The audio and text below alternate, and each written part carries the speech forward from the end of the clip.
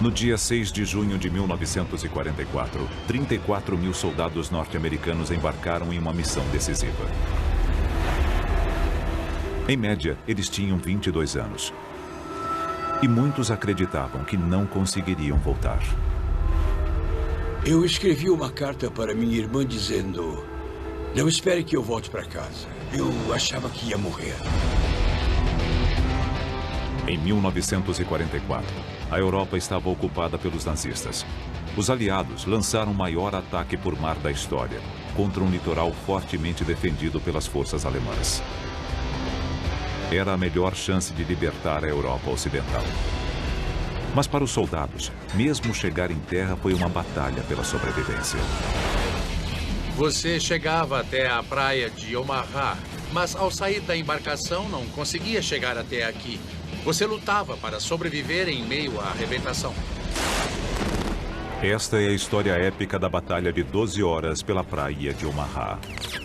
No fundo, sabiam que estavam fazendo a coisa certa, não apenas pelo seu país, não só pela sua família, mas pelo mundo inteiro.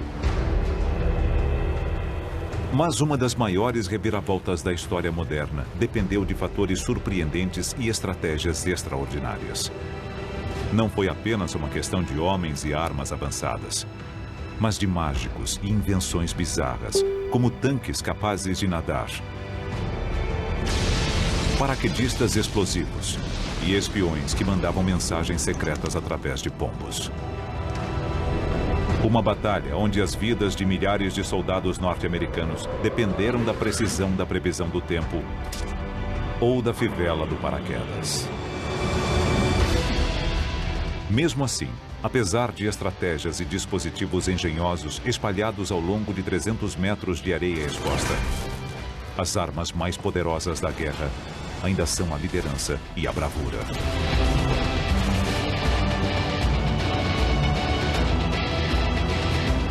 O dia D. Quem sobreviveu e por quê?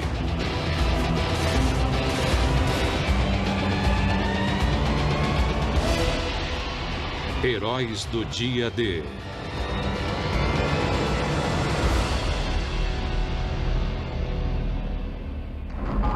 Cinco anos após o início da Segunda Guerra Mundial, o futuro da Europa estava ameaçado.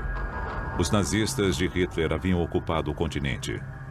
Junto com os aliados, os Estados Unidos encabeçavam a luta. Eram 6 horas da manhã no litoral francês. 8 companhias de soldados americanos, a primeira onda, esperavam para entrar na batalha. Prepare-se para desembarcar! Vamos para a praia! Enquanto eles se aproximavam da praia, que recebeu o codinome de Omaha, centenas de homens rezavam, sabendo que os aguardava era um muro de armas, uma zona de matança e possivelmente a própria morte. Entre eles estava Rab Algarten, de 19 anos de idade. O barco estava muito silencioso. Eles sabiam o que iriam enfrentar. Como quase todos na embarcação, o dia D foi a primeira vez que Ra entrou em ação. Embora ele não soubesse, nas 12 horas seguintes, a vida de Ra dependeria do que ele havia comido no café da manhã, da física da água e de um pedaço de madeira de 5 centímetros.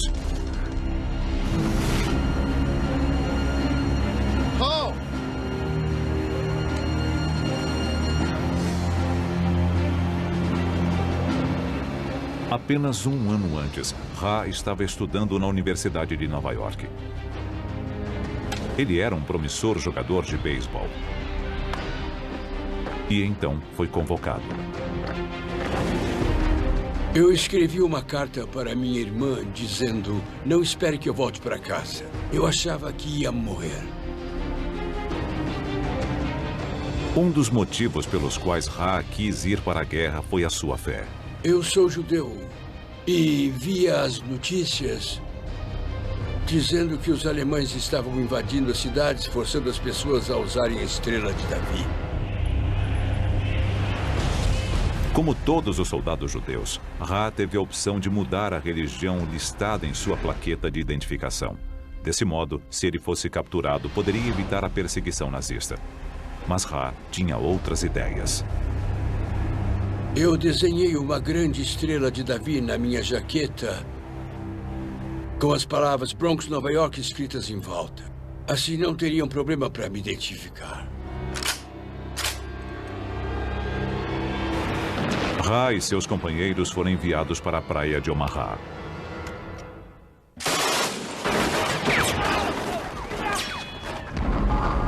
(1.200 alemães tinham suas armas posicionadas, voltadas para o litoral. Eles estavam equipados com a devastadora arma nazista, a MG-42. Ela era a metralhadora mais rápida do mundo, 2 vezes mais veloz do que a metralhadora Browning norte-americana.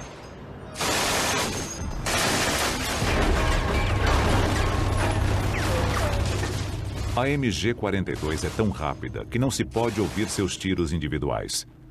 Ela ficou conhecida como o zíper de Hitler e faz um som parecido com o de tecido sendo rasgado. Sua velocidade vem de um projeto revolucionário. Em uma arma comum, as balas são travadas no lugar por um ferrolho. Mas os alemães descobriram que se o ferrolho percorrer pequenos cilindros, ele aumenta a velocidade do carregamento das balas. Isto faz com que a arma seja capaz de disparar até 1.500 balas por minuto.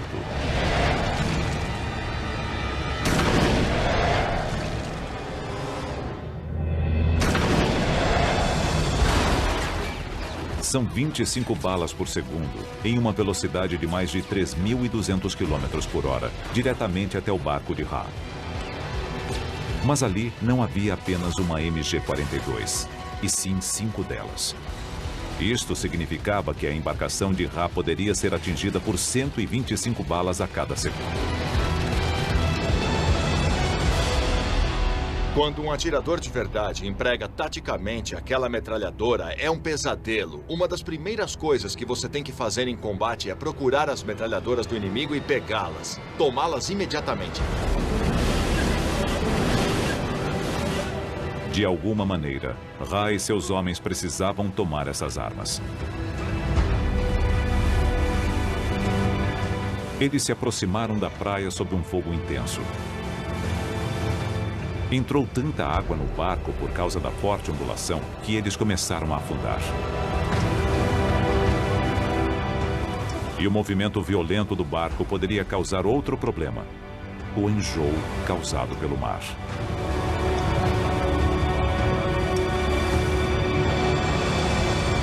Quando saímos do barco, estávamos fugindo da água e do vômito. O enjoo é um risco para qualquer um que viaja de barco. Mas aqui ele podia significar a morte. Tudo porque a Marinha quis dar uma refeição especial para os soldados que seguiam para Omaha. 5 horas antes. Ao sair da Inglaterra, a tripulação da Marinha decidiu dar aos soldados uma refeição reforçada antes da batalha. Isso é ensopado. Um banquete com carne, porco, frango, linguiças, feijão, ovos, sorvete, doces e rosquinhas. No exército é Isso aqui é de verdade? Tudo isso regado a café. Não brinque com a comida, coma. Ah, tudo bem. A Marinha acreditava que o estômago cheio daria mais ânimo aos soldados. Vai começar isso de novo?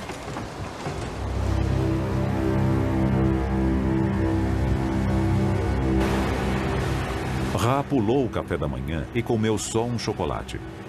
Mas para outros, o banquete foi mais como a última refeição de condenados à morte. O enjoo deve ter afetado a capacidade deles lutarem em uns 60%.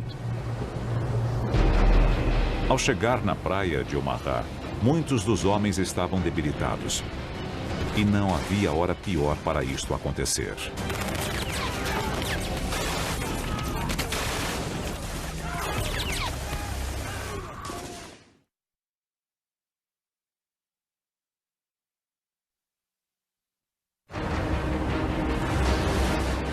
Dia D, 6h38 da manhã.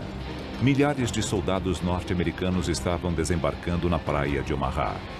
Eles estavam cansados, com frio e muitos deles terrivelmente enjoados. Um dos soldados que não ficou doente era Rabal Garten, que na época tinha 19 anos de idade. Esperem! Esperem! A embarcação onde ele estava havia chegado o mais longe possível na arrebentação. A rampa abaixada era um sinal para que cada arma daquela praia fosse descarregada na saída do nosso barco.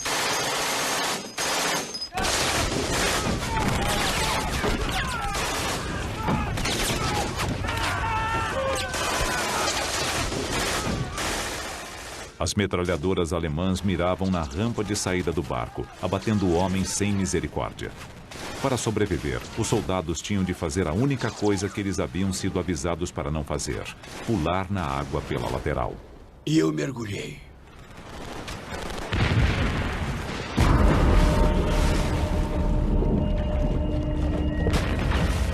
Enjoados e carregando quase 50 quilos de equipamento, os homens saltaram na água numa profundidade de até 3 metros.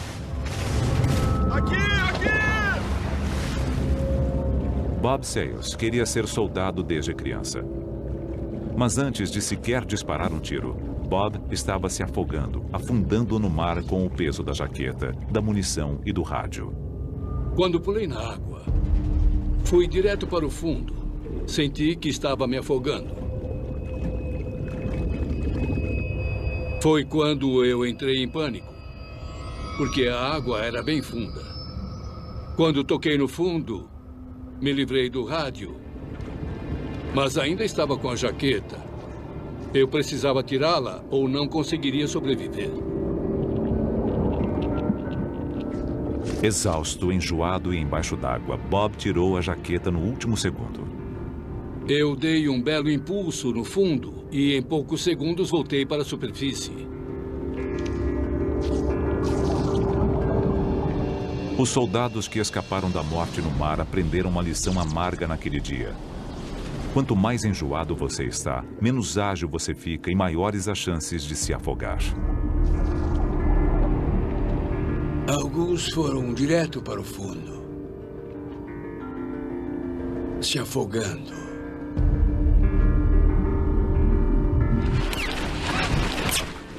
Hall havia comido apenas um chocolate no café da manhã e não estava enjoado.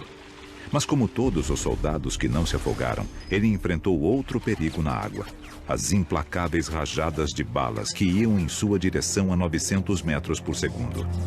Sobreviver a este inferno dependia de uma surpreendente lei da física, porque naquele momento era a água que poderia salvá-los. Vamos colocar desse lado. Tá Estão legal. todos prontos? Charlie Adcock é um perito em balística que está fazendo um experimento para descobrir o que acontece quando as balas da MG-42 atingem a água. Para isto, ele está usando a tecnologia do século XXI. O que temos aqui é uma câmera de alta velocidade. Ela vai deixar o tempo 120 vezes mais lento. O Ben vai disparar sua MG-42, que foi a arma utilizada para atirar contra os soldados em Omaha. E vamos ver o que acontece. A bala viaja a uma velocidade de cerca de 900 metros por segundo. O que acontece se ela não parar no tanque? Ela vai sair do tanque e vamos ter que tapar o buraco e tentar novamente. Engatilhar. Era o que eu ia dizer. Vamos engatilhar a arma. Espera. Pronto? Estamos prontos. 3, 2, 1...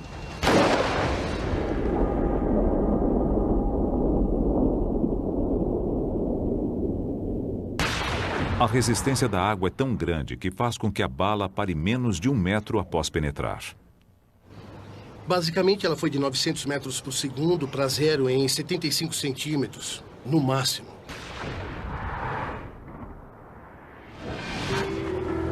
Na praia de Omaha, a diferença entre a vida e a morte era de apenas poucos centímetros.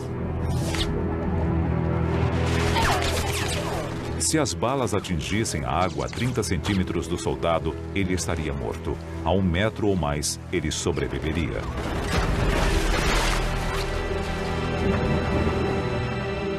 A missão dos soldados havia começado há apenas 2 minutos. Dos 1.450 soldados que chegaram naquela primeira onda na praia de Omaha, calcula-se que mais de 1/3 morreu na primeira hora.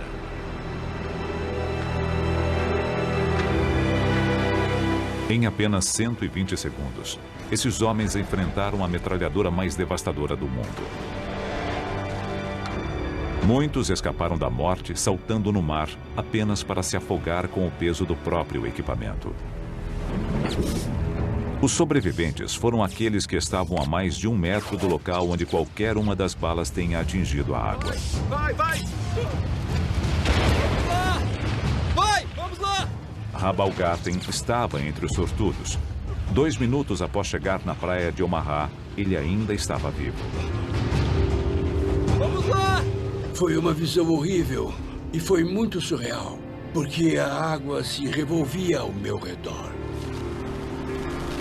Balas eram disparadas, minas explodiam, pessoas eram arremessadas pelos ares.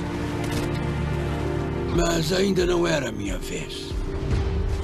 Os primeiros 2 minutos de Ra na praia de Omaha foram difíceis. Eu tinha que chegar até a praia e fazer o meu trabalho. Mas isso era apenas o começo.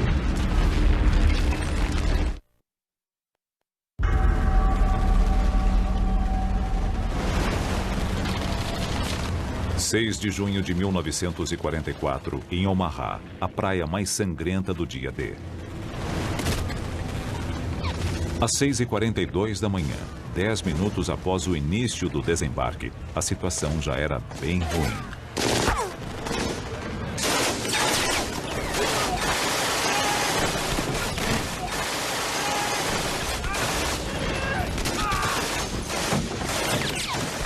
Centenas de homens da primeira onda da invasão haviam sido mortos ou feridos. Muitos outros eram alvos fáceis dentro d'água. E eles ainda não haviam chegado na parte mais difícil, a praia. Os homens precisavam atravessar a praia, totalmente expostos sob o fogo contínuo das metralhadoras. Era uma zona mortal de 300 metros de largura, o equivalente a 3 campos de futebol. Em diferentes estágios, eles ainda enfrentariam diferentes perigos. Nos primeiros 180 metros, eles teriam que passar por obstáculos como cavalos de frisa e estacas. 60 metros depois, havia um quebra-mar e fileiras de arame farpado. E em seguida, campos minados com 17 mil minas. Finalmente, após 300 metros, eles chegariam às dunas no final da praia. Só então, eles poderiam começar a atacar os alemães. É muito surreal. Você cruzando aquela praia, você vê nos filmes, mas não é com você. Aquilo estava acontecendo comigo.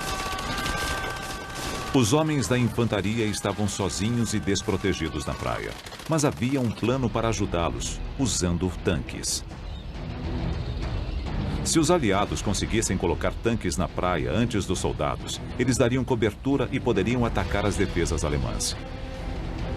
Mas embarcações levando tanques são vulneráveis. Eles precisavam encontrar um meio de levar os tanques para a praia de outro modo. E para isso, os inventores do bloco aliado tiveram uma ideia engenhosa. Um tanque capaz de nadar. Este é um tanque DD de direção dupla, um veículo de assalto anfíbio. O tanque DD é aquele tipo de ideia maluca que se tem em tempos de guerra. Parecia coisa de desenho animado. Ele era um tanque Sherman comum, impulsionado por propulsores, com uma tela de proteção presa por cilindros pneumáticos. E o mais louco foi que ele funcionou. Nos meses que antecederam o dia D, os tanques anfíbios foram testados e passaram com louvor. Eles seriam levados até a praia durante o ataque, surgindo das águas para a surpresa dos alemães.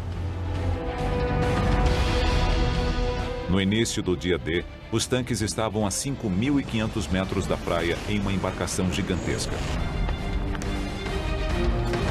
Um dos comandantes dos tanques era o sargento Don Lucy, com 24 anos de idade na época. Ele vinha de uma grande família irlandesa na Califórnia, o mais novo de 6 irmãos. Don era um homem grande e gentil, de 1,90 m, que amava seu pastor alemão, Duke. Todo mundo conhecia Don como Babe. A tarefa de Don era colocar um tanque DD na praia de Omaha junto com outros 31 tanques. Na praia haveria um tanque a cada 45 metros, dando cobertura para a infantaria. Mas havia um problema.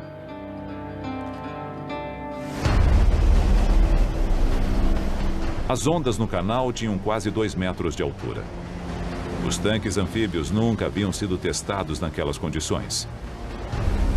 Eles funcionavam bem em lagos calmos ou portos tranquilos. É diferente quando o mar está agitado. Era uma operação quase suicida, mas não havia escolha. Nas semanas que antecederam o dia D, os aliados haviam reunido em segredo um imenso exército no sul da Grã-Bretanha. Qualquer atraso aumentaria as chances de os alemães descobrirem o plano. Mas o tempo estava ruim há dias, com chuva e ventos fortes.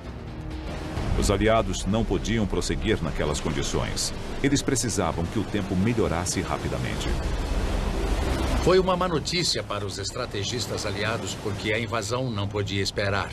Os alemães acabariam descobrindo os planos. Era um grande problema.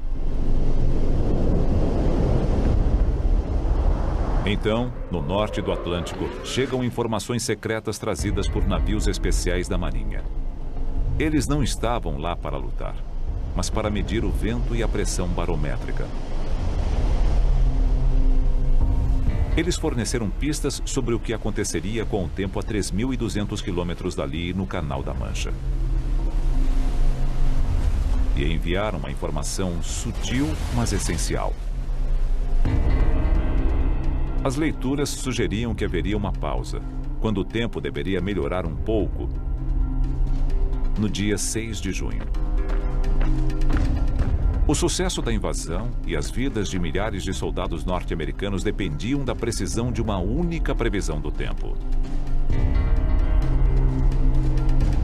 Como o tempo estava se esgotando, as lideranças aliadas decidiram arriscar. No dia 6 de junho, o tempo melhorou. Mas o mar ainda estava agitado. Em meio às ondas, a 5 quilômetros da praia, a embarcação de Dalhousie lançou seus tanques DD.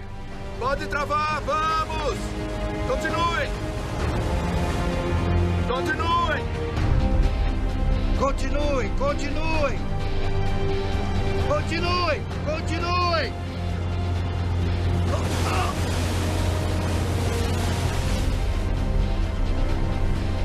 O tanque de Dunn estava flutuando e funcionava bem, mas ele não havia sido projetado para lidar com ondas de 2 metros.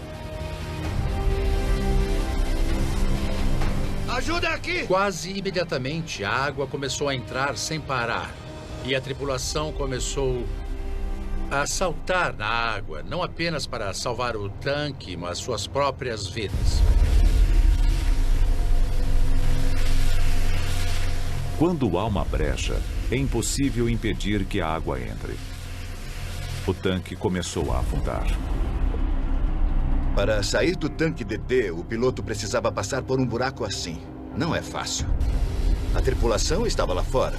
Eles tinham chance de sair, mas não o piloto.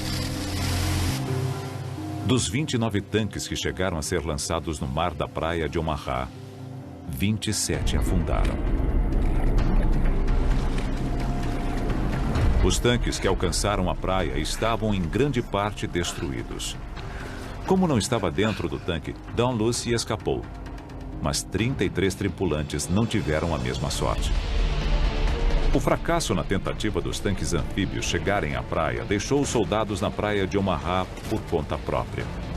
Agora, eles precisariam lutar para abrir caminho pela areia e tomar as invencíveis metralhadoras sem os tanques para protegê-los. Eles iam nos liderar na praia, mas isso não aconteceu. Na praia, a contagem dos corpos continuava aumentando. Mas esta não era a única história acontecendo em Omaha. 7 horas da manhã do dia D. Meia hora após o início do desembarque na praia de Omaha. O recruta alemão de 18 anos de idade, Franz Gockel, atirava continuamente nas tropas norte-americanas desde o começo da invasão do bloco aliado.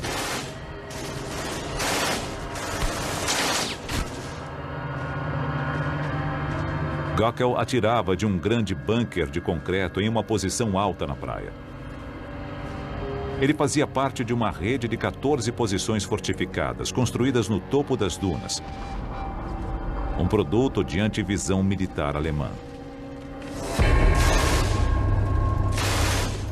Mas o modo como Gockel e os bunkers chegaram ali resultou de uma batalha de mentes entre um mágico inglês pouco conhecido e um dos maiores estrategistas militares do mundo.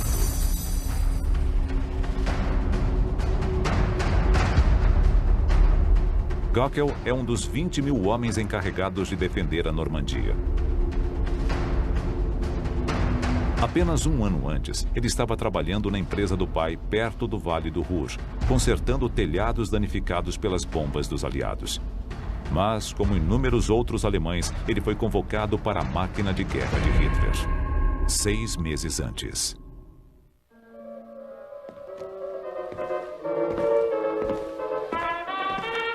Para Franz Gockel, o bunker era também sua casa.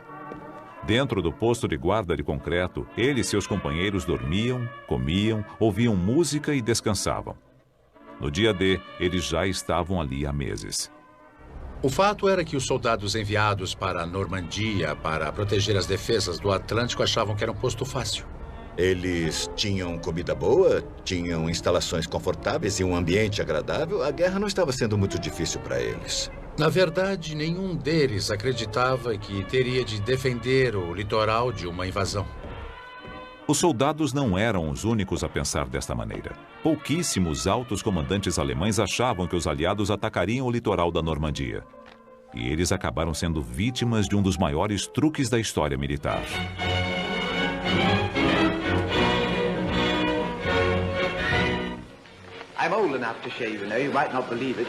E este foi o homem que forneceu a inspiração. Jesper Meskelin era mágico profissional e ilusionista. Jesper Meskelin vinha de uma família de mágicos de uma longa dinastia que havia sido famosa durante a Era Vitoriana. Quando a guerra começou, Meskelin quis usar suas habilidades mágicas para ajudar a combater os nazistas. Segundo fontes, ele disse que se era capaz de enganar as pessoas em um teatro, onde era o centro das atenções, sob as luzes da ribalta com o público a poucos metros de distância, ele tinha certeza de que conseguiria enganar um soldado alemão a mais de 1 quilômetro de distância.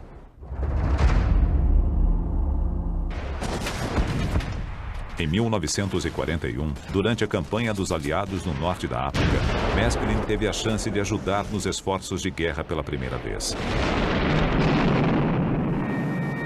Ele se uniu a um grupo secreto chamado Força A para desenvolver táticas militares.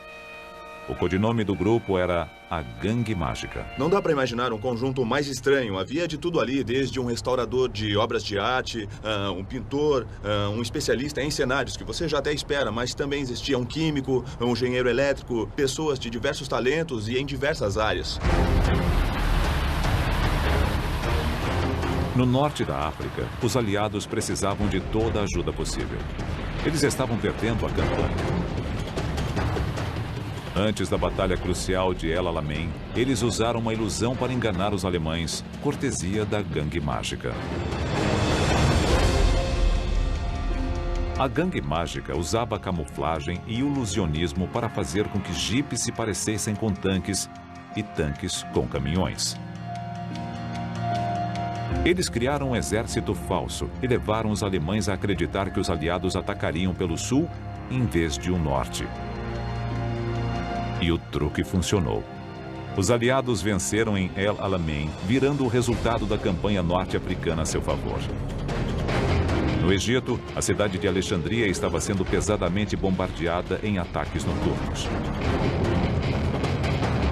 A Gangue Mágica planejou um apagão na cidade inteira. Depois, construiu uma Alexandria de mentira com falsas luzes noturnas a 5 quilômetros do litoral e induziu os inimigos a bombardear uma baía vazia. A ilusão sempre foi usada na guerra, desde sempre, desde a primeira briga travada, quando alguém fingiu que ia dar um soco e não deu e enganou o adversário. Mas Meskelin e sua gangue usaram a tecnologia para isso. Ele era um homem do seu tempo que também deu um toque teatral à estratégia. Em 1943, os estrategistas dos aliados perceberam que as ideias de Maskelyne poderiam ter um uso tático ainda melhor. Eles esconderiam o verdadeiro local onde a Europa seria invadida, criando uma locação falsa.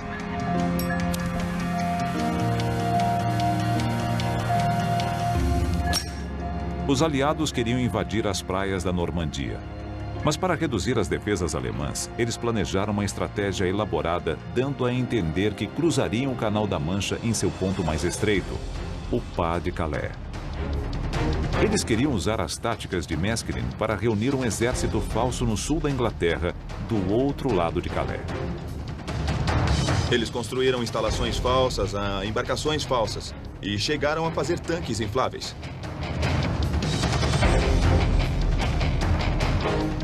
Eles pediram para que o general Patton fosse até lá e fizesse várias visitas oficiais na esperança de que a espionagem alemã percebesse ou que todo aquele equipamento falso fosse visto por algum avião e que os convencesse de que havia alguma movimentação ocorrendo naquela região, quando na verdade era apenas um embuste.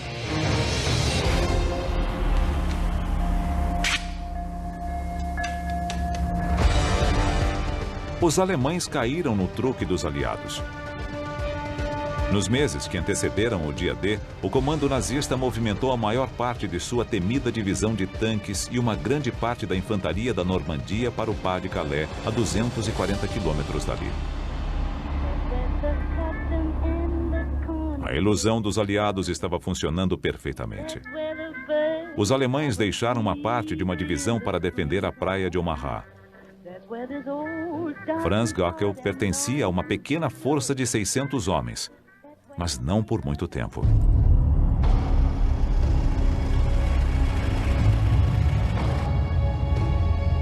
Mas havia Erwin Rommel, comandante de todas as defesas alemãs no litoral norte da França.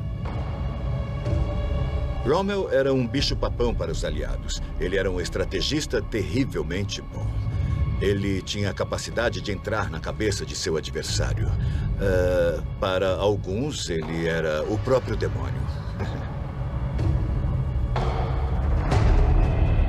O auge para a reputação de Rommel foi ter lutado no deserto com uma quantidade mínima de recursos e ter conseguido derrotar os aliados, uma batalha após outra. Rommel não era um soldado comum. Ele gostava de tirar fotografias. Amava animais, especialmente seu Dachshund Ajax. Ele até tocava violino. E o mais importante, era um mestre da estratégia e um comandante habilidoso.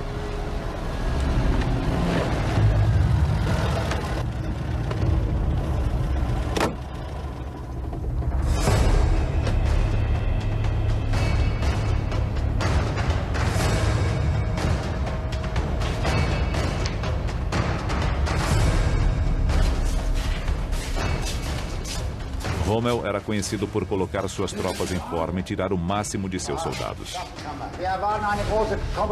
Em Omaha, Rommel teve um déjà vu.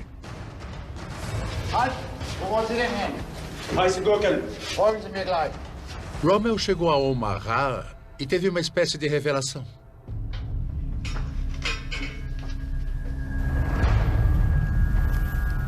Ele se lembrou de outra praia que conhecia bem, Salerno.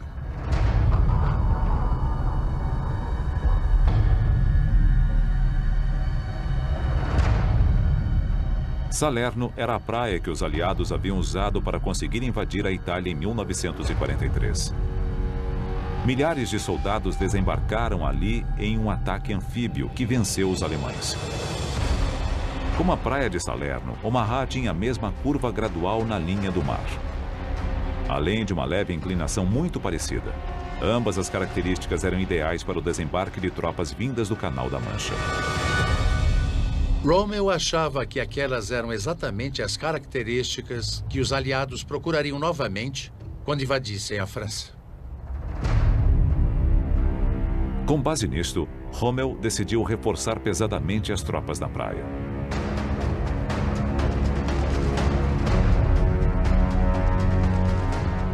Nos meses seguintes, a praia de Omaha passou por uma transformação. Os bunkers se tornaram fortes. Em apenas 6 meses, Rommel aumentou o número de obstáculos defensivos na praia para 3.700, um a cada 2 metros. E depois enviou mais homens para Omaha, muitos veteranos já testados por guerras, dobrando o número de soldados para 1.200.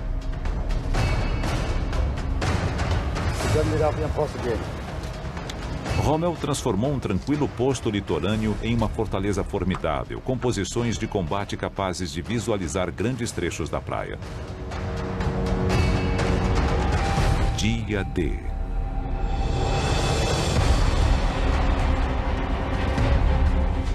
No dia 6 de junho de 1944, as suspeitas de Rommel foram confirmadas.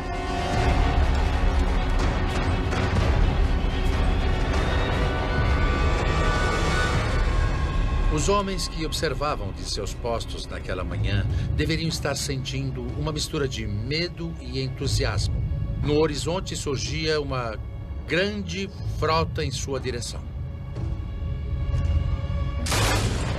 7h05 da manhã, mais de meia hora após o início da maior invasão anfíbia da história. Da fortificação recém-renovada, Franz Gockel disparava tão rapidamente quanto sua arma permitia. Ele não saberia quantos homens havia matado até os cadáveres começarem a aparecer na praia. Aqui, no dia D, a vida e a morte foram decididas em uma batalha de mentes. Inicialmente, os aliados haviam sido bem-sucedidos em esconder o ponto de invasão dos alemães. Mas o gênio tático de Rommel acabou com qualquer vantagem que eles haviam conseguido com a ilusão, e as consequências foram devastadoras. Vamos armar aqui! Vamos! Naquele momento, Rabaulgarten estava no início da zona de matança na praia de Omaha.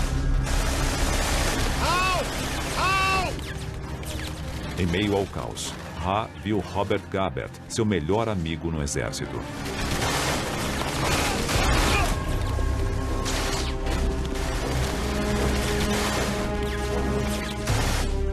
Eu olhei para baixo e lá estava o Robert Gabert.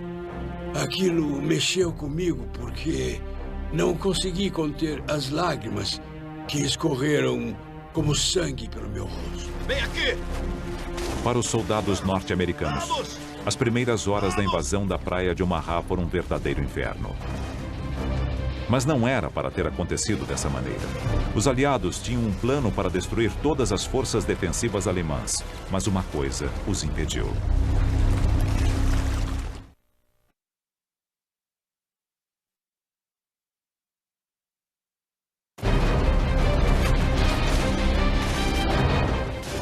Rabaulgarten era um soldado de 19 anos do Bronx.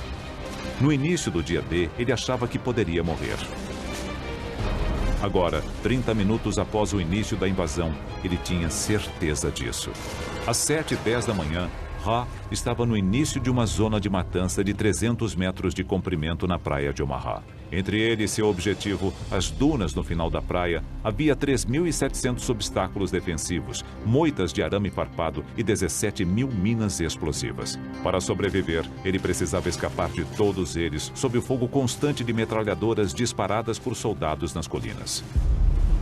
A questão de estar na praia de Omaha é que não havia nenhuma proteção. Poderia haver alguns obstáculos na praia, ou você poderia se abrigar atrás de seus companheiros mortos. Mas os soldados alemães estavam no alto atirando sem parar. Deve ter sido terrível. Ha precisava passar pela zona mortal sem nenhuma proteção contra as balas. À sua volta, não havia apenas violência e carnificina, mas também loucura. Ele viu um soldado conhecido. Ele estava sem o capacete. Havia um buraco no lado esquerdo de sua testa. Seus cabelos estavam encharcados de sangue. Ele se ajoelhou, começou a rezar com seu rosário e a metralhadora que estava na direita o cortou ao meio. Um horror. Foi um horror ver pedaços dos corpos de pessoas que todos nós conhecíamos. Você sentia o cheiro da carne queimada. Havia homens gritando por suas mães. Mãe! Mãe! Foi uma cena horrível. Uma cena horrível que ficaria ainda pior. Entre as testemunhas do caos estava um jovem médico chamado Virgil Mounts. Ele não tinha 20 anos como alguns dos outros soldados na praia de Omaha. Virgil tinha um segredo. Ele era menor de idade. Virgil Mounts tinha apenas 15 anos. Ele mentiu para ser convocado, pegou a licença do irmão. Ele não deveria estar ali. Embora devesse estar em casa, indo para a escola, Virgil, de 15 anos de idade, era responsável por salvar vidas no campo de batalha. As balas eram disparadas. Sob a artilharia pesada, o trabalho de Virgil era tratar homens feridos para que eles pudessem continuar lutando. Eu chamei os médicos para ajudá-lo. E o Virgil levantou e foi até lá. Vai!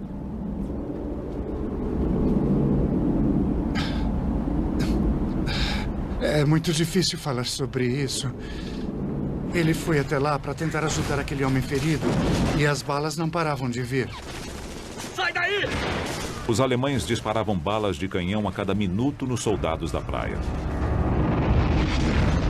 Quando uma bala de canhão atinge alguma coisa, ela se quebra em milhares de fragmentos, uns grandes, outros pequenos. Eles viajam a mais de 2.700 metros por segundo e são devastadores para soldados próximos. Os fragmentos podem, inclusive, atravessar um corpo e atingir outro. Uma bala que atingiu um objeto próximo explodiu em fragmentos, atingindo o corpo de Virgil Mounts. E ele morreu imediatamente. Médico!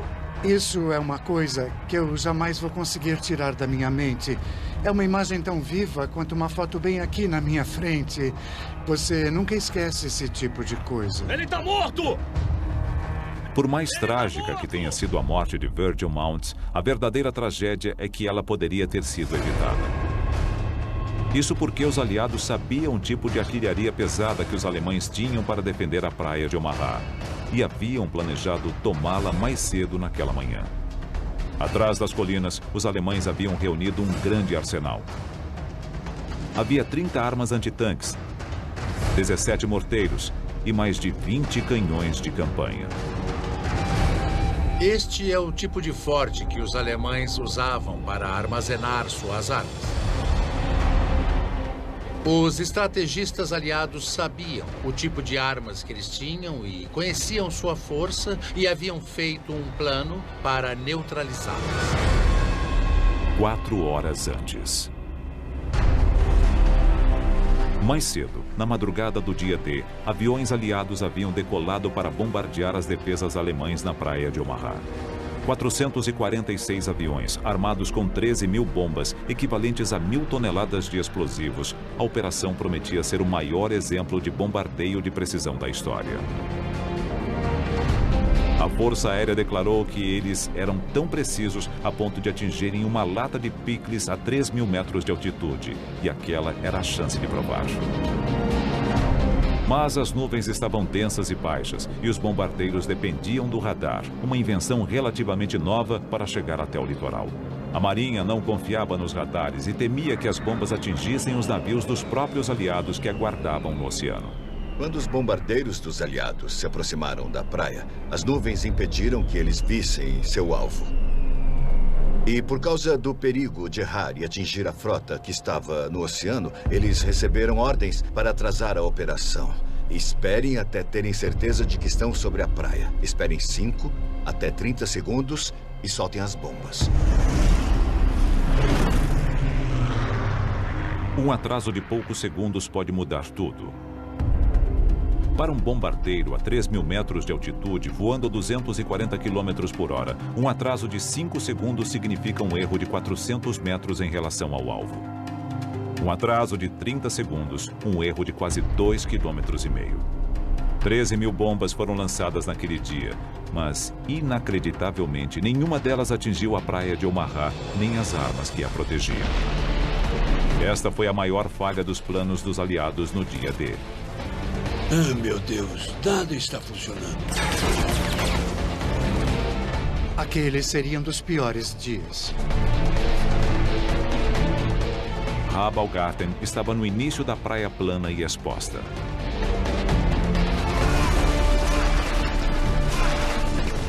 Eu disse a mim mesmo, tenho que sair desta praia. E ele não tinha escolha. Ra iniciou a traiçoeira corrida pela areia. Eu pensava comigo mesmo qual seria a sensação de uma bala passando pelo meu corpo. Como seria levar um tiro?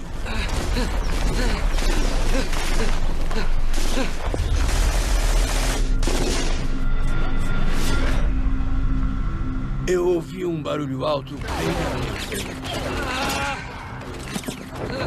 Eu caí na areia perto de uma armadilha. Esperava que tivesse sido no meu braço ou na minha perna, mas não no meu tronco. Virei meu fuzil e havia um buraco na parte do pente e lá dentro havia 7 balas. Essas balas salvaram a minha vida.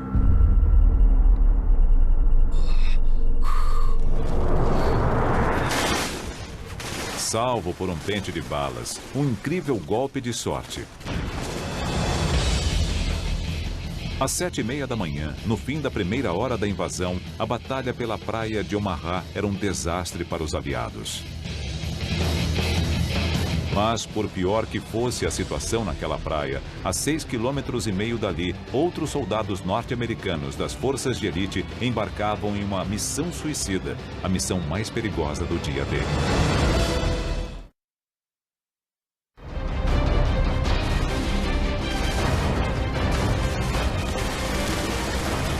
Uma hora após o desembarque na maior invasão anfíbia da história, os soldados norte-americanos se viram às portas da morte.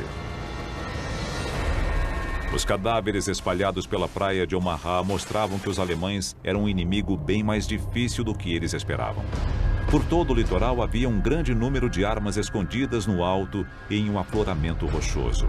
Entre elas, 5 imensos canhões de artilharia de 155 milímetros, capazes de destruir tudo em um raio de 24 quilômetros. Eles poderiam atingir Omaha e a praia próxima de Utah, assim como afundar os navios aliados que chegavam para ajudar na invasão. Esses canhões poderiam ter destruído os navios que se aproximavam do litoral. Cada um deles transportava milhares de soldados. Com um alcance de 24 quilômetros, todos estavam vulneráveis. Os canhões de artilharia precisavam ser destruídos, mas eles estavam no topo de colinas de 45 metros de altura. Para pegar os canhões, seria necessário um tipo especial de soldado, homens treinados para missões suicidas de alto risco. Sabíamos que seria perigoso. Nós acreditávamos que poderíamos fazer aquele trabalho. Isto fazia parte do treinamento do comando. Eles nos diziam, vocês podem fazer tudo. George Kartner era um jovem tenente dos Rangers, a elite da infantaria norte-americana. Antes da guerra, George havia desistido de terminar o ensino médio e trabalhava em uma sorveteria. Quando a guerra começou, ele se alistou no exército e sua vida mudou. Ele se mostrou um candidato a oficial excepcional e foi aceito nos Rangers para missões especiais. Durante seu treinamento de 6 meses, George escondeu um segredo de seus companheiros, temendo que lhe custasse o lugar na unidade de elite. Mas momentos antes de chegar na praia de Omaha, ele descobriu que não era o único. É mais importante ver e atirar no inimigo quando ele está atirando em você. Os Rangers precisavam escalar as colinas de 45 metros sob o fogo constante. Dadas as probabilidades, eles sabiam que muitos não sobreviveriam à missão. O ataque a uma colina é perigoso, se não for uma das mais difíceis missões de um soldado. Você tem que escalar 45 metros de uma colina enquanto pessoas atiram em você. E quando você chega ao topo, tem que continuar lutando contra as armas. Em uma escala de complexidade de 1 a 10, sendo 10 a mais alta, eu daria nota 10.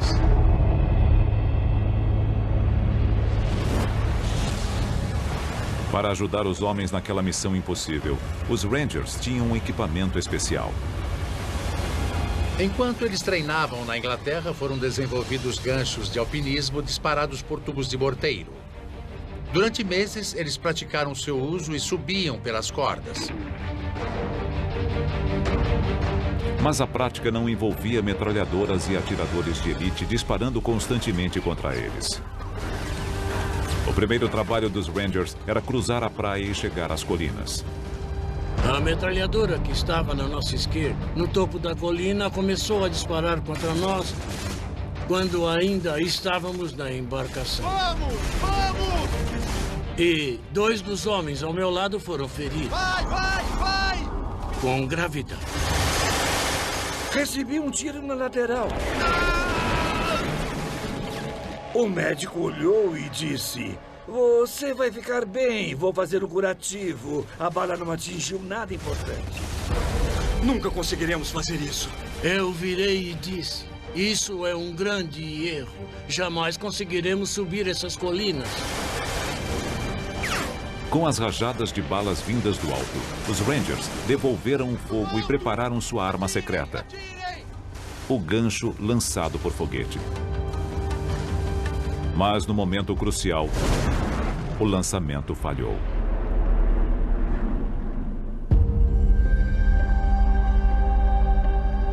Este é um experimento feito para explicar o que aconteceu usando uma réplica exata do dispositivo. O que temos que fazer é inserir esse gancho no morteiro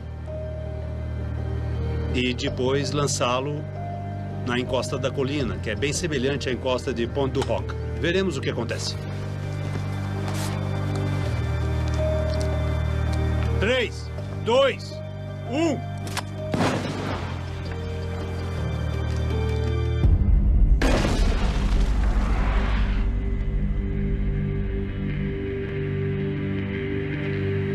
A exemplo dos morteiros do treinamento dos Rangers, este aqui dispara o gancho e acorda a mais de 45 metros de altura. Mas no dia D, em Pont du Roc, havia uma diferença crucial. Naquela manhã, os Rangers esperaram mais de 3 horas no mar antes do desembarque. Durante esse tempo, as cordas foram molhadas pela água do mar. O que vamos fazer agora é ensopar a corda com água para reproduzir as condições reais do que aconteceu naquele dia.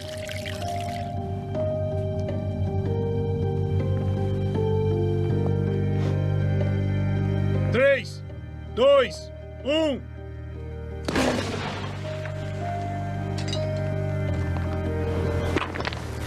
O gancho não conseguiu ir muito longe. Isso pode ser explicado de maneira óbvia pelo fato da corda estar molhada, deixando o gancho mais lento no ar. Uma quantidade pequena de água é suficiente para impedir que o gancho chegue ao topo. Em Pont du Roc, essa foi a diferença entre o sucesso e o fracasso. Para mim foi isso que aconteceu naquele dia. Esse foi um dos problemas que eles tiveram. Mas das 60 cordas que os Rangers levavam, 19 estavam secas o suficiente e alguns ganchos conseguiram chegar até o topo. Kirchner subiu em uma dessas cordas imediatamente. Eu subi, mesmo com a corda molhada. Aquilo não me incomodou. Eu levei uns 15, 20 segundos para subir.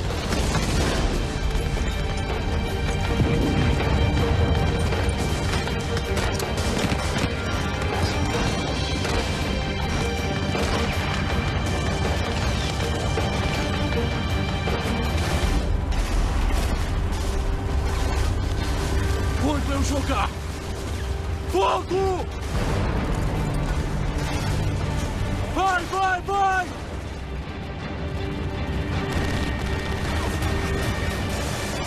No topo da colina, a batalha continuou.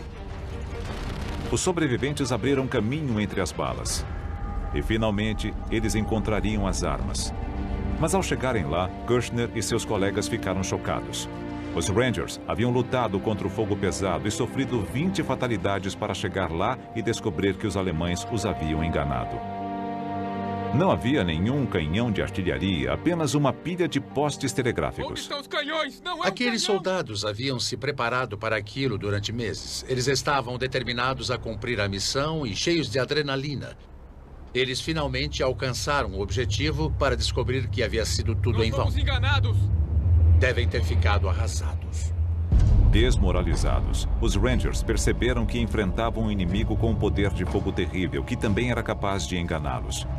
Um inimigo que descarregaria todo o seu arsenal na praia de Omaha.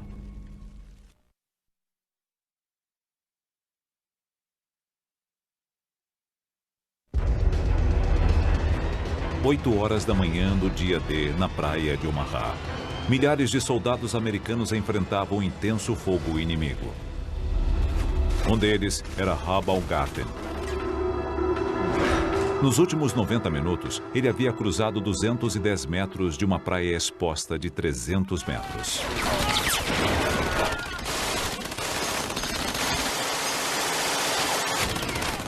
No caminho, ele viu homens cortados ao meio por metralhadoras. Quase se afogou e escapou da morte por poucos centímetros. Vamos, vamos logo, depressa! Agora vinha o bombardeio da artilharia.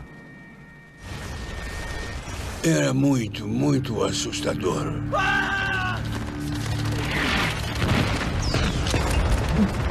As balas de canhões são mais assustadoras do que as metralhadoras.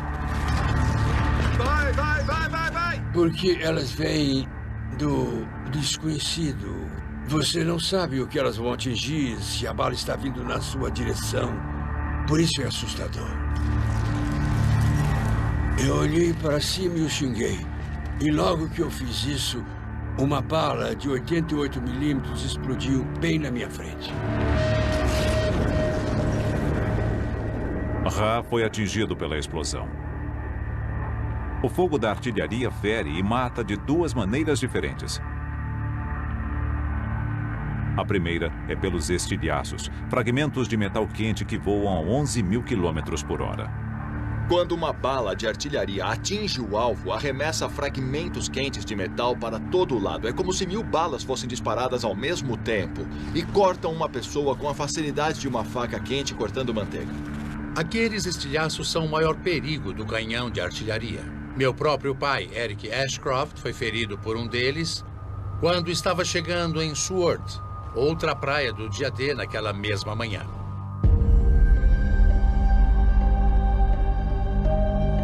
A artilharia também mata de outra maneira, acusticamente, liberando uma onda de concussão. Ela não é nada além do ar supercomprimido sendo empurrado para fora a milhares de metros por segundo. Mas se você é um soldado na praia, é devastador. Eu era um receptor. De vez em quando, alguém me atingia com um bastão de beisebol. A sensação foi bem essa. Ela não precisa nem atingir você. Somente a onda inicial daquela explosão pode afetar o seu corpo de uma maneira que você pode morrer sem sequer ter percebido que estava morrendo. Ninguém conseguiria dizer que foi atingido. Embora ele tenha sobrevivido, o estilhaço e a onda de concussão quase arrancaram fora a bochecha de Ra. Às 8h30 da manhã, 2 horas após o início do dia D, o ataque norte-americano à praia de Omaha parecia um desastre. A derrota parecia certa. Mas atrás das linhas alemãs, um grupo de corajosos civis travava uma luta clandestina. A resistência francesa. Nos meses que antecederam o dia D, a resistência francesa começou a aumentar suas operações de inteligência sobre a movimentação das tropas alemãs para ajudar os aliados. Os espiões da resistência se concentraram particularmente nas novas defesas que os alemães haviam construído nas praias do dia D, mas era uma operação arriscada. Havia quase 200 mil nazistas procurando qualquer indício de espionagem. A resistência francesa teve que ser criativa no modo como recolhiam essas informações. O artista Roberto A. ajudou pintando paisagens e colocando significados ocultos em suas imagens. Ele estava mapeando secretamente as fortificações litorâneas dos alemães. O agente da resistência, Jean Marion, enviava mensagens para os aliados através de pombos da França para Londres em apenas 4 horas. Enquanto o dia D se aproximava, os membros da resistência intensificaram suas ações, sabotando os meios de comunicação alemães. Eles destruíram linhas telegráficas e explodiram trens.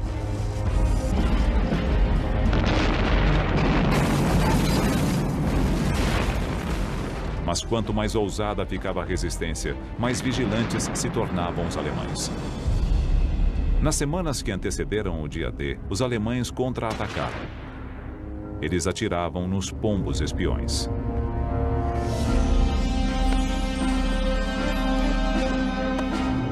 Membros da resistência foram capturados e executados.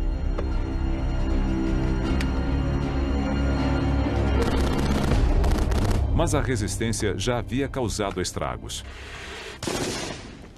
Na praia, sem comunicação, os alemães encontravam dificuldades para conseguir reforços. Vamos, continuem, vamos lá! As forças aliadas precisavam apenas virar o jogo em Omaha. Venham agora! Mas para Habalgarten, a batalha ia de mal a pior. Gravemente ferido pelo fogo da artilharia, seu único refúgio era o quebra-mar à sua frente, a 240 dos 300 metros da praia. Lá, os sobreviventes se reuniram e suas esperanças estavam quase no fim. Sabe, nós éramos orgulhosos. Bem treinados, bem disciplinados. Achávamos que ninguém seria capaz de nos derrotar. E vimos aqueles cadáveres empilhados. Havia sangue para todo lado, pedaços de corpos. Foi horrível.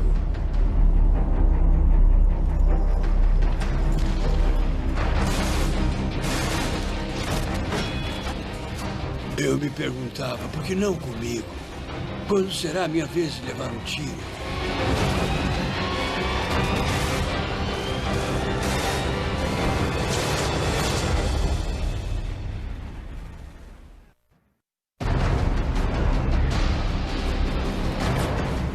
Nove e meia da manhã na praia de Omaha, 3 horas após o início do dia D. O ataque americano estava se desintegrando sob a chuva de balas e bombas alemãs. Entre os que lutavam para sobreviver estava o sargento de 19 anos de idade, Bob Slaughter. Eu era estudante. Ainda não havia terminado o ensino médio. Decidimos que queríamos viver uma aventura, eu acho. Mas conseguimos bem mais do que esperávamos, posso afirmar. Abaixem-se! Bob e seus companheiros estavam encurralados no quebra-mar e a confusão era generalizada. Perdemos os nossos oficiais, os oficiais subalternos. Não tínhamos nenhuma liderança. Era apenas um punhado de garotos como eu, sabe? Fazendo o melhor que podiam. Os homens tinham apenas 2 opções. À sua frente, o implacável fogo alemão. Atrás, a maré que subia rapidamente. Às 9h30, o mar cobria a maior parte da praia, confinando milhares de homens desesperados em um trecho estreito de terra com menos de 10 metros de largura.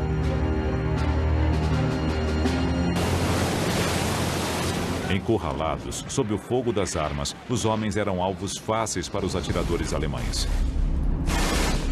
Mas chegou a ajuda de outros soldados aliados que estavam em terra. 8 horas antes.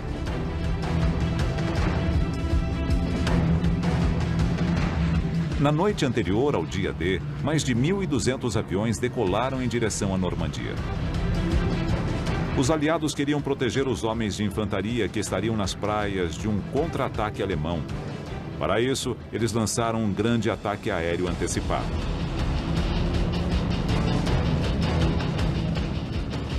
Era a primeira onda de paraquedistas. Mas eles não eram soldados comuns. Com 90 centímetros de altura, feitos de borracha, com pompas. Os aliados enviaram bonecos paraquedistas projetados para enganar os alemães. Eles explodiam em chamas ao aterrissar, enquanto homens das forças especiais emitiam um som de trocas de tiros por meio de alto-falantes para simular um grande ataque. Os alemães acreditaram no embuste. Reservas alemãs foram enviadas para interceptar esses bonecos explosivos. Centenas de homens foram mandados para uma direção quando deveriam seguir para o lado oposto.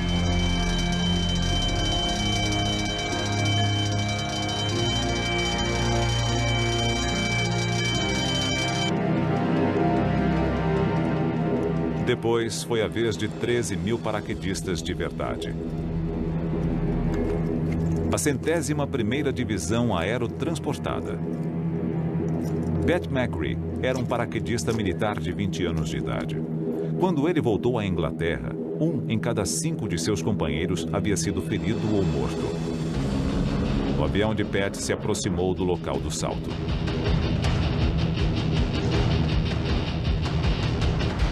Meu humor mudou completamente, assim como a viagem.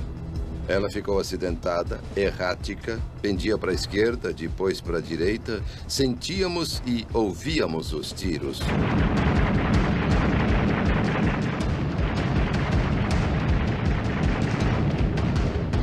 Levantem-se, preparem-se! Levantem-se, preparem-se! Fazendo o sinal da cruz e rezando, percebendo que havia chegado a hora. Você olha para o cara na sua frente e dá um tapinha nas costas. 6 pronto! 5 pronto! 4 pronto! Está todo mundo bem? É claro que sim. Você vai até a porta e não há nenhuma pausa. Vamos lá! Vai! Era quase como um líquido sendo jogado do avião. Vai! Vai! De repente, vi a corda. Eu a peguei e ela bateu em mim. Levei um tranco e sacudi violentamente. Depois, tive uma sensação de paz e tranquilidade.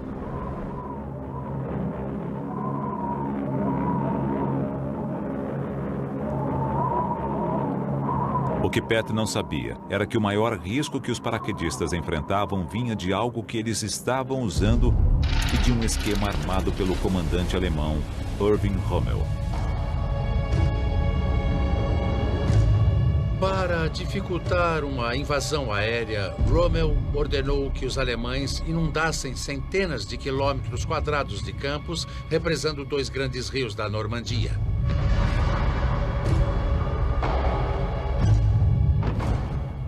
Centenas de paraquedistas saltaram na água, o que já é muito perigoso em um salto comum. Mas os soldados estavam carregando quase 50 quilos de equipamentos. A sobrevivência de cada um deles dependia de sua habilidade em se soltar do arnês. No dia D, os paraquedistas dos aliados saltaram nos 2 lados da praia. Americanos de um lado, britânicos de outro. O equipamento americano contava com 3 fivelas e uma tira. O britânico tinha um mecanismo simples e rápido que permitia que eles se soltassem do arnês.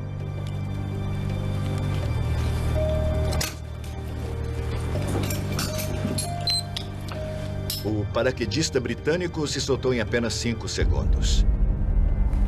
Enquanto o americano ainda está lutando para se livrar do paraquedas. O paraquedas estava preso aos homens. O arnês era uma armadilha mortal. Você tinha que se livrar do paraquedas, porque ele podia cair em cima de você. Se não fizesse nada, em poucos segundos, sua vida chegaria ao fim. Não havia como se soltar rapidamente. Você precisava alcançar lá embaixo, soltar uma perna e depois a outra. O risco era gigantesco. Dos 13 mil paraquedistas que saltaram, centenas se afogaram. Perdemos muitos soldados, gente boa. Para muitos, uma fivela fez a diferença entre a vida e a morte.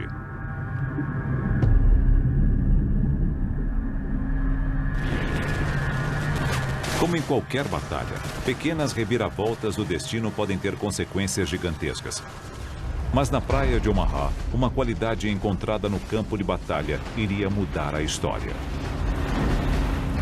A bravura.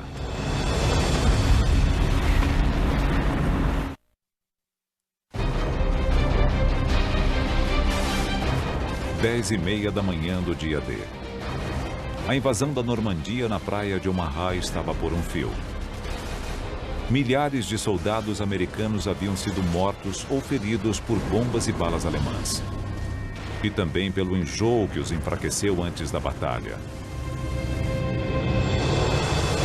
Pelo afogamento causado pelo peso dos equipamentos, em tanques anfíbios que afundaram nos mares agitados. E pelos arneses dos paraquedas que não se soltaram embaixo d'água. Os soldados lutavam contra enormes dificuldades. Na praia, ferido, o soldado Rabalgaten avaliou a situação. Achei que estávamos perdendo, que era só uma questão de tempo. Começou a passar pela minha cabeça que a invasão pudesse ter falhado. Mas havia um homem observando tudo no oceano. Ele percebeu que sem liderança e fé, a missão na praia de Omaha falharia. Aos 51 anos de idade, ele era o soldado mais velho no local, o general Norman Carter. Ele vinha de uma família humilde. No exército, foi aceito em West Point e se destacou. Mais tarde, casou com uma prima de Eleanor Roosevelt. A poucos metros da praia de Omaha, Cota percebeu que aquele era o momento decisivo de sua carreira e entrou em ação.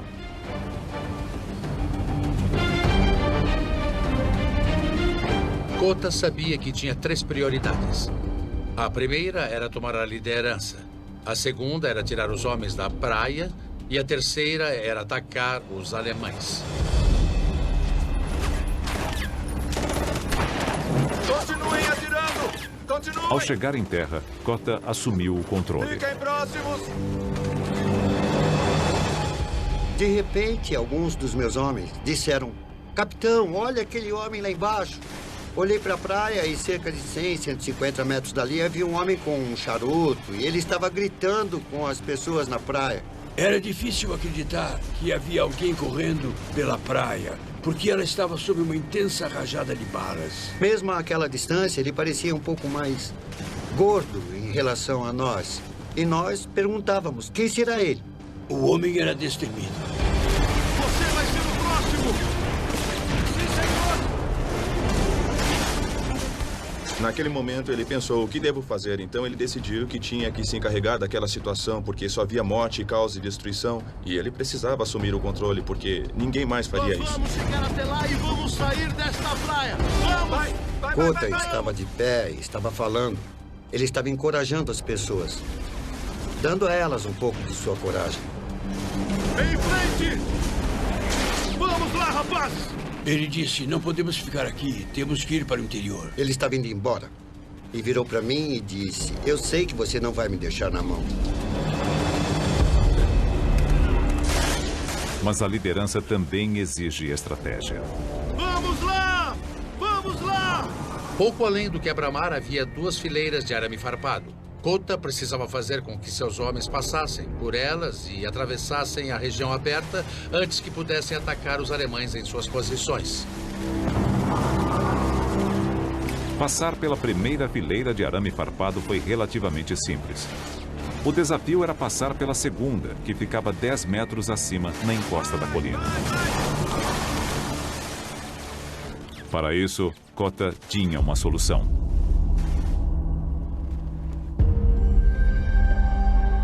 Muito bem. O que temos aqui é um torpedo Bangalore. É como os que os Rangers usaram na praia de 1944. E como você pode ver, ele tem 2 partes. A primeira é um tubo de aço como este. E ele é cheio com cerca de 34 quilos de TNT. Você pode ver que ele tem uma ponta no formato de bala, para ajudar a passar pelo emaranhado de arame farpado. Esta é a segunda parte, e como você pode ver, Ela se encaixa na ponta desta aqui, que é usada para ajudar a passar pelas defesas que você vai explodir. Para os soldados sob o fogo, a velocidade era essencial. O torpedo Bangalore precisava explodir rapidamente o arame farpado. Era hora de testar a arma.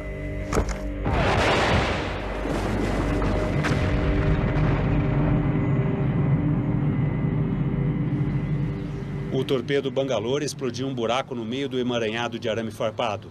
Ele explodiu os dois lados, formando um canal. Você consegue sentir o cheiro dos explosivos. Pode ver a descoloração, o arame está cortado e pronto.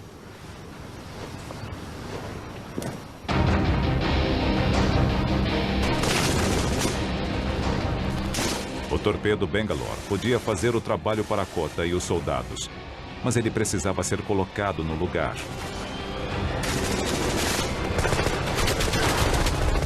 E os primeiros homens que tentaram fazer isto tinham sido mortos. Quando o general Kota chegou à praia de Omaha, enfrentou uma tarefa quase impossível. Os soldados americanos estavam encurralados em uma estreita faixa de areia, com os alemães de um lado e o mar do outro. Exaustos e feridos, eles estavam perto de desistir. Kota precisava inspirá-los e fazer com que acreditassem que era possível vencer a batalha. Para sair da praia, eles precisavam escalar uma colina e passar pelo arame farpado, uma tarefa que já havia custado vidas.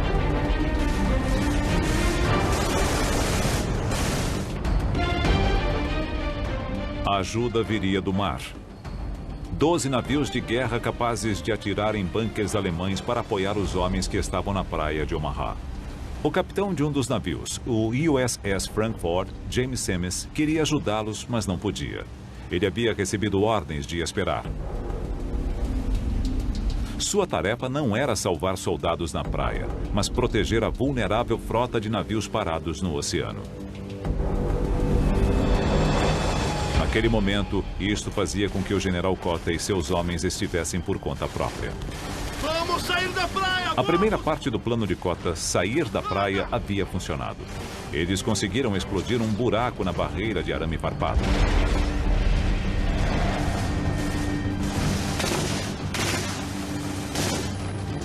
Mas, esperando por eles, perto do topo da colina, havia uma metralhadora MG-42 disparando 25 balas por segundo.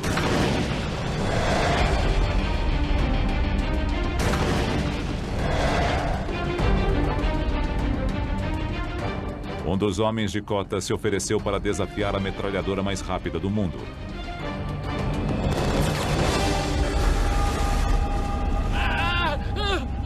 Meu Deus! Imagine que é o Kota. Pela segunda vez, você se encontra em um momento de crise. Um homem foi atingido e grita em agonia. Os outros soldados assistem. Eles começam a hesitar. O que você faz?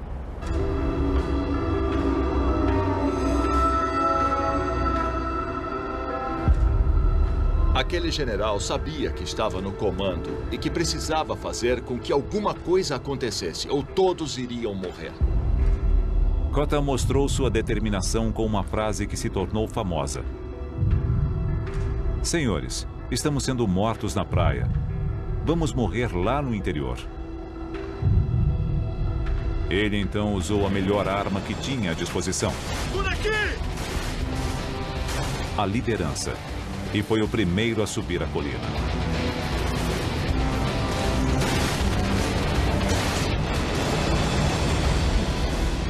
A decisão de um comandante fez com que ele agisse de um modo que inspirou os seus homens. Este foi o momento de uma grande reviravolta na batalha pela praia de Omaha.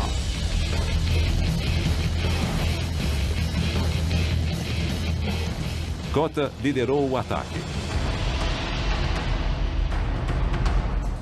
Enquanto isto, a 16 quilômetros dali, no oceano, outra decisão essencial estava sendo tomada. Nos navios que participaram do dia D, alguns dos oficiais tentavam acompanhar a batalha.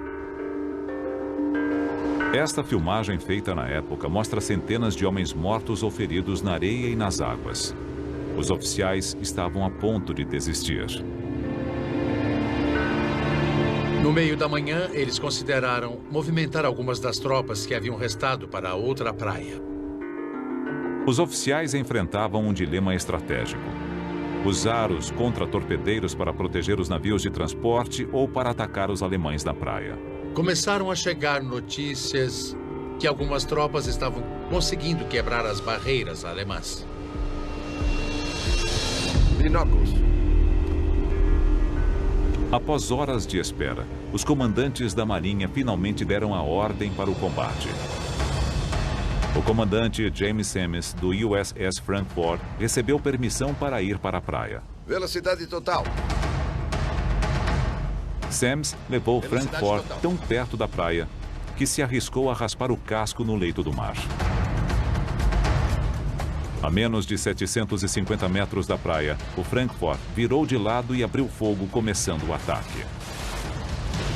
As balas passavam por cima de mim, você ouvia um zunido e depois um boom. Você ouvia o barulho do bum, bum, bum, bum, bum, bum, bum, bum, bum. Eu queria apertar a mão do comandante daquele navio. Para os homens, foi um momento de alívio. 11 outros navios de guerra se juntaram ao ataque. Após horas enfrentando uma derrota iminente, a batalha na praia de Omaha estava finalmente começando a melhorar para os americanos.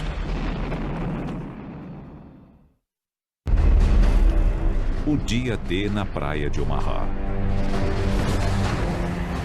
Um tempo e lugar onde a menor decisão poderia fazer a diferença entre a vida e a morte. Você comeu demais no café da manhã do navio? Se comeu, poderia ter sido debilitado pelo enjoo e se afogado antes mesmo de chegar à praia. É uma terrível ironia ir até a praia de Omaha para lutar pelo seu país, mas ao sair da embarcação não conseguir sequer chegar em terra e ter que lutar contra o mar por sua vida. Na água, a diferença entre levar ou não um tiro foi de poucos centímetros.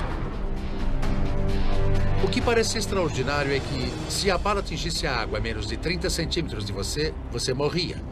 Mas se ela atingisse a água a 1 metro, você estaria salvo. Mas o dia D quase não chegou a acontecer. Durante dias, tempestades violentas tornaram os mares agitados demais para um desembarque anfíbio. Os estrategistas estavam desesperados por uma melhora quando chegou uma informação secreta vinda do Atlântico. As leituras sugeriam que poderia haver uma pausa de um único dia, quando o tempo melhoraria um pouquinho. Portanto, as vidas de milhares de soldados americanos dependiam de uma única previsão do tempo. Depois, havia a praia. Com apenas 300 metros de largura, ela poderia ser atravessada em menos de 1 minuto se não fosse por isto: a MG-42, cuja velocidade era proveniente de uma inovação pequena, mas revolucionária. Em uma arma comum, as balas são travadas no lugar por um ferrolho. Mas os alemães descobriram que se o ferrolho percorrer pequenos cilindros, ele aumenta a velocidade do carregamento das balas. Isto faz com que a arma seja capaz de disparar até 1.500 balas por minuto. A MG-42 transformou a praia de Omaha em um trecho de 300 metros de carnificina. Alguns jamais conseguiram atravessá-la. Outros levaram horas para chegar do outro lado. A diferença entre a vida e a morte podia ser tão pequena quanto o pente da sua arma. Virei meu fuzil e havia um buraco na parte do pente e lá dentro havia 7 balas. Essas balas salvaram a minha vida. Vai! Em terra, mais uma vez, pequenos detalhes tiveram impactos gigantescos. O projeto mal feito do arnês dos paraquedas fez com que muitos paraquedistas americanos se afogassem em campos inundados. Imagine estar vestindo um arnês que, mesmo em terra seca, era difícil de tirar. Foi terrível. Por Mas em batalha, a bravura ainda é capaz de mudar o destino. O general Cota e seus homens conseguiram ultrapassar os obstáculos. O homem era destemido.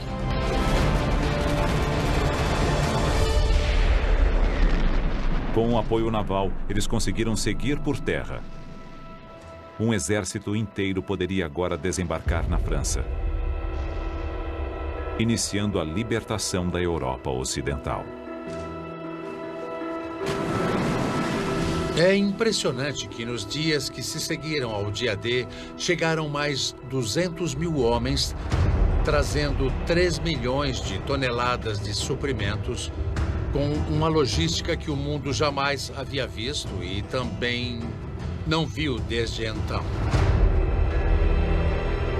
Esta é uma fotografia aérea tirada na praia de Omaha ao meio-dia do dia D. A maré está alta. Podemos ver as ondas batendo contra o quebra-mar. Embarcações, tanques abandonados e os veículos no mar. Mas entre eles também podemos ver centenas de pontos. Cada um deles é um corpo. Um soldado americano morto, caído na praia.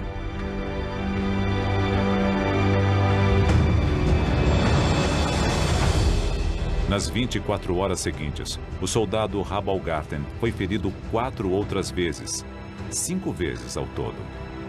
Ele se recuperaria de todos os ferimentos, mas um deles perduraria. Eu sofri uma grande culpa por ter sobrevivido. Eu ficava me perguntando por que eu, muita gente, quando reza para Deus, pergunta por que eu tenho essa doença? Por que Deus não está me ajudando? Mas no meu caso era o contrário. Eu dizia, por que eu? Por que eles morreram e eu sobrevivi? Ninguém sabe exatamente quantos soldados americanos morreram na praia de Omaha. Os historiadores calculam que foram mais de 2.000, ou no mínimo a mesma quantidade de feridos. E Omaha foi apenas uma das 5 praias onde as tropas aliadas desembarcaram naquele dia. Ao todo, 10.000 soldados aliados morreram. 4.000 alemães também foram mortos, além de 3.000 civis franceses. O dia D foi uma grande causa, talvez a maior delas. Mas para todos os países envolvidos, ele também teve um grande custo de muitas vidas que foram perdidas e futuros interrompidos cedo demais. Aqueles homens sempre serão jovens. Na minha opinião, eles não ficaram velhos como eu. Eles permanecerão jovens, correndo atrás das garotas, tomando cerveja e se divertindo.